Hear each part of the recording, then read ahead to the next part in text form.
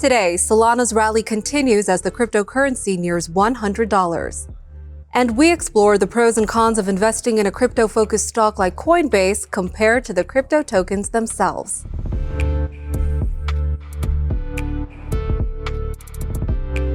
Welcome to CNBC's Crypto World. I'm Talia Kaplan. Crypto prices mixed to end the week. As of noon Eastern, Bitcoin traded pretty flat at $43,500. Ether climbed more than 3.5%, trading above the $2,300 mark. And Solana's rally continued today, with its token rising more than 5%. For the week, Bitcoin and Ether both climbed more than 3%. Both cryptocurrencies are on track for their fourth positive week in the last 5. Meantime, on Wall Street, the S&P gained a little less than 1%. All right, let's jump right into our main story. If you're thinking of investing in cryptocurrencies, you have a choice. You could dive right into the $1.5 trillion crypto market directly by buying Bitcoin or Ether, for example. But there's another way to get exposure. You can invest in a publicly traded crypto-focused business.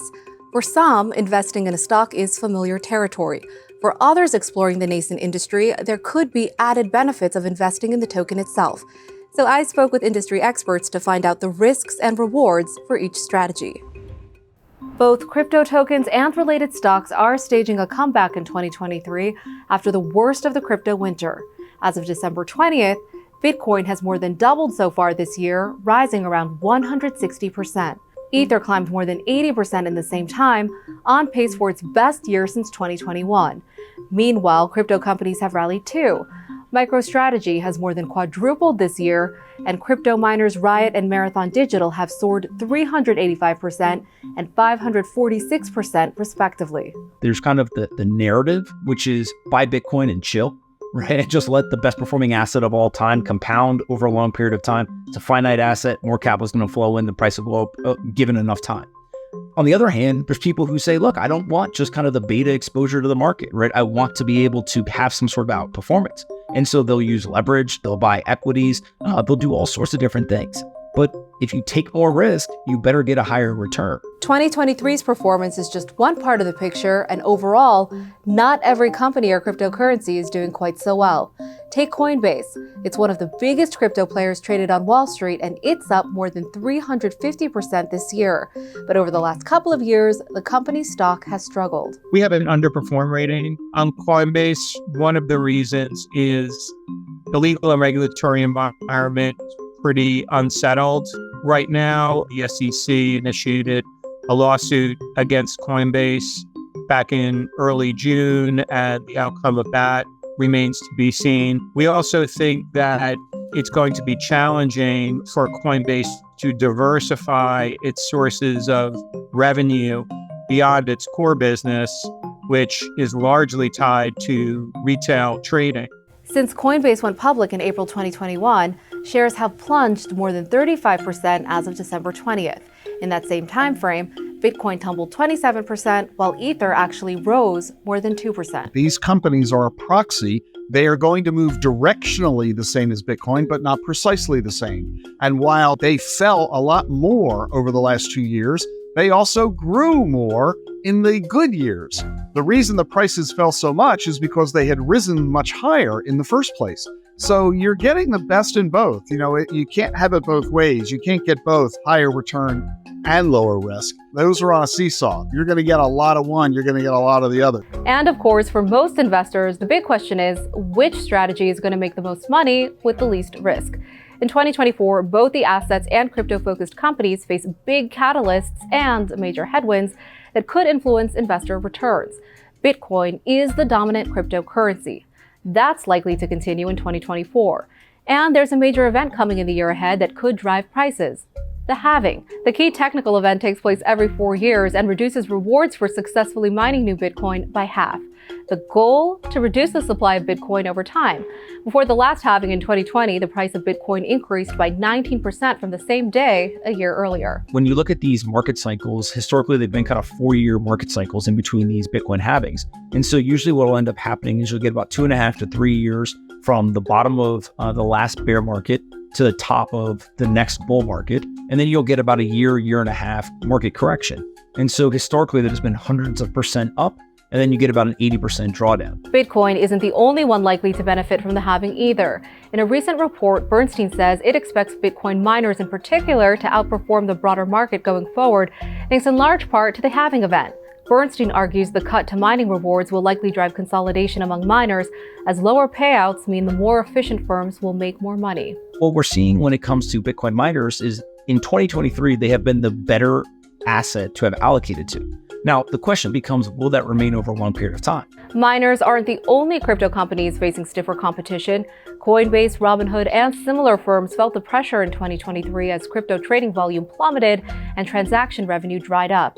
In 2024, crypto businesses will have to prove their staying power. In my view, there's very little scenario where the businesses themselves succeed, but the tokens themselves fail. If Bitcoin and ETH disappeared from the world tomorrow, is that business going to be successful? I would argue probably not. Could, but unlikely. Versus there's a high chance that the business doesn't succeed, competition, someone else replaces them, margins compressed, but the tokens themselves are fine. The business goes away, Bitcoin and ETH are still around in 2025 or 2030. One major challenge still lies ahead for both crypto assets and crypto companies alike: regulation. In the United States, I think that Coinbase and other companies like it have understandably expressed some frustration with the lack of regulatory clarity that we've seen coming out of the U.S. government. Which agency is going to be responsible? What are the rules going to be? The industry has pushed for clearer rules, but none have made it past the early stages in Congress so far. And regulators like the SEC are still cracking down on crypto with enforcement action. That's unlikely to slow in 2024. I think we are going to continue to see active investigation and pursuit of crypto companies that are operating outside of the guidelines. I think in some cases, like for Kraken, it was very hard for them to know how to register and what the guidelines are. And we've seen even Coinbase have a similar issue in the past, and they put more effort towards regulatory compliance probably than anyone. I mean, I think that the more companies that are forced to come into compliance, the better. And, I think most companies are going to do everything they can to comply. And I think that the SEC and the lawmakers and the CFTC can all make this a lot easier by being very, very clear on what those rules are. Now, there's also the potential for an all-new crypto investment strategy coming in 2024 in the form of spot Bitcoin and Ether ETFs. If approved, spot crypto ETFs would let Wall Street players buy into digital assets through a regulated exchange. That could drive up the price of Bitcoin and Ether. Major crypto companies could benefit too, as they help the ETFs operate. If they are approved, Coinbase is expected to have a custodial role with at least some of those ETFs, which in and of itself would be a positive. It would mean some incremental revenue for them. However, ETFs could certainly represent a form of competition because an individual investor in particular might say, well, I could just buy an ETF through my existing broker and own Bitcoin that way rather than having to open an account at Coinbase to actually buy and sell Bitcoin. Coinbase has an important role to play here. We've been named as the custodian in many of these ETF applications. And our view is that it's going to be really good. It's going to bring in new sources of capital into the crypto ecosystem.